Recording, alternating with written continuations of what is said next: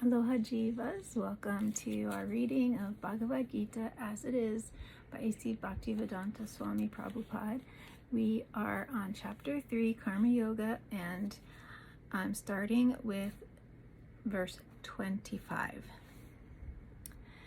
Shaktaha karmanya vidvamso yata kurvanti bharata kuryad vidvams tata shakta Tashchikir Sur Loka Sangraham. As the ignorant perform their duties with attachment to results, similarly, the learned may also act, but without attachment, for the sake of leading people on the right path. Purport: a person in Krishna consciousness and a person not in Krishna consciousness are differentiated by different desires. A Krishna-conscious person does not do anything which is not conducive to development of Krishna consciousness. He may even act exactly like the ignorant person who is too much attached to material activities, but one is engaged in such activities for the satisfaction of his sense gratification, whereas the other is engaged for the satisfaction of Krishna. Therefore, the Krishna-conscious person is required to show the people how to act and how to engage the results of action for the purpose of Krishna consciousness. That kind of reminds me of when sometimes in the past when when people have asked and I said, I'm a Hare Krishna, and the first thing that would come to mind is, people in orange robes, shaved head, selling books at the airport, which is what they did, in the 70s and 80s. Selling books at the airport. I don't think that happens too much anymore. But anyway, most people haven't necessarily seen like a normal looking Hare Krishna person, and so it's explained here that what is someone that is acting in Krishna consciousness may look like any normal person doing the same thing that someone else is doing, right? Like working in a shop or sweeping the street, whatever it is.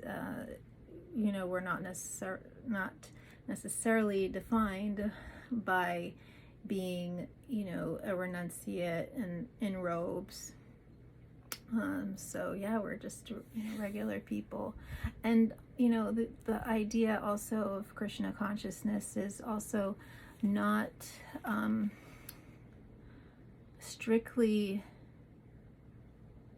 a Hare Krishna in so much as somebody who is God conscious. You may have heard the term Christ consciousness.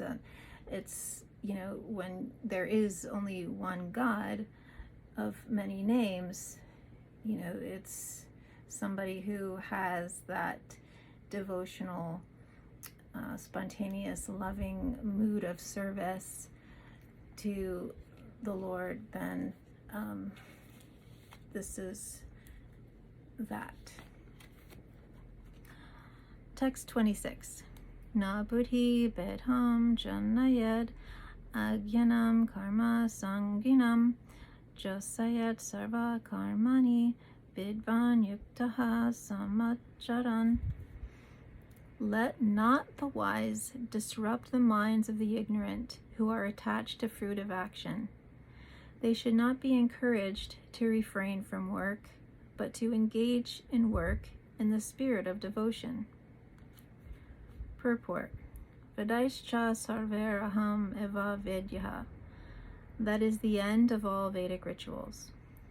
All rituals, all performances of sacrifices, and everything that is put into the Vedas, including all directions for material activities, are meant for understanding Krishna, who is the ultimate goal of life.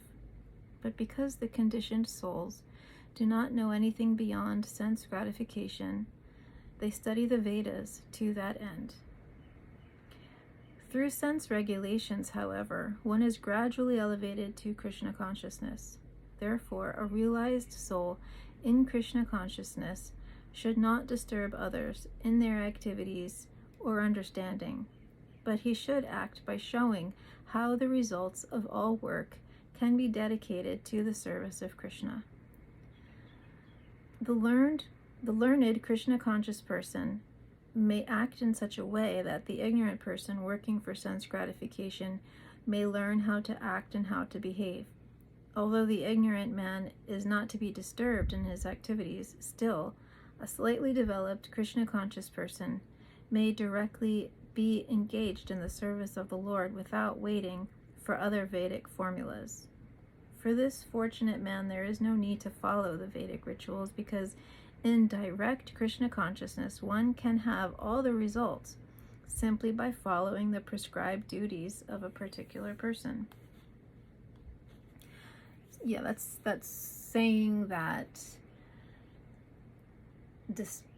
although there are very many rituals and sacrifices and things that are in the Vedas, if one is Krishna conscious, acting in Krishna consciousness, not attached to the fruits of their labor, but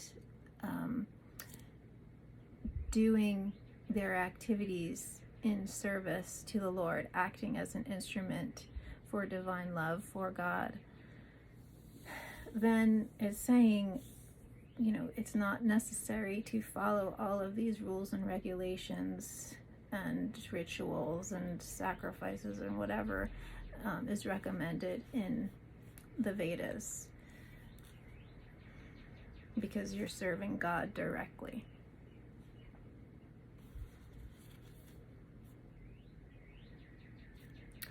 Okay, so I'm gonna stop there, keep it short and sweet today. I hope you're all having a great day. Aloha, Hare Krishna.